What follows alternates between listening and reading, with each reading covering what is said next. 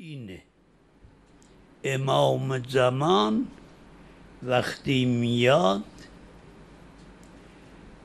مجسمه پیغمبر خاتمه. پیغمبر خاتم که بود و ما ارسلناک الا رحمتا للعالمین. وجود امام زمان رحمت للعالمین. بعضی از نادانها تصور میکنن میاد قلع و قم میکنه، بعد فکر میکنه وقتی ما رو میکشه پس ما چرا در انتظارش باشی. اینقدر شعور نیست که درک کنن.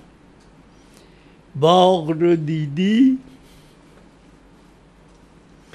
باغبان میاد در باغ،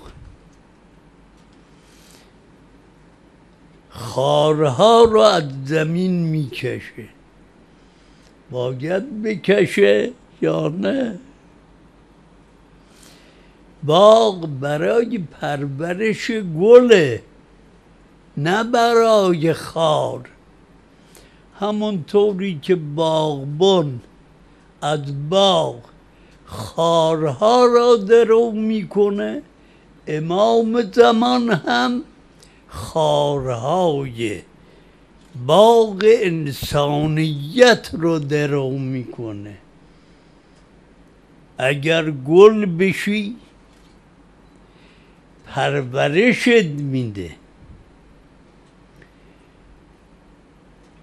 جراح چه میکنه؟ وقتی غده پیدا میشه اول اون غده رو معالجه میکنه تا جایی که میسره، مرهم میگذاره، دوا میده. اگر دوا اثر نکرد، مرهم نتیجه نداد، اون وقت چه باید بکنه؟ یا باید این آدم بمیره یا باید این غده درآیه. اونجاست که جراحی میکنه، غده رو در میاره. با اون جراح میشه گفت چرا غده رو در آوردی؟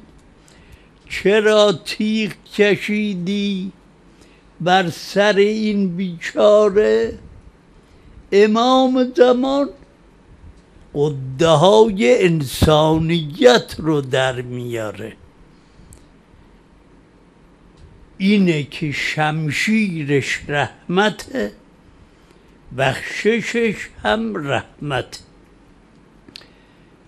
تمام وجود رحمت.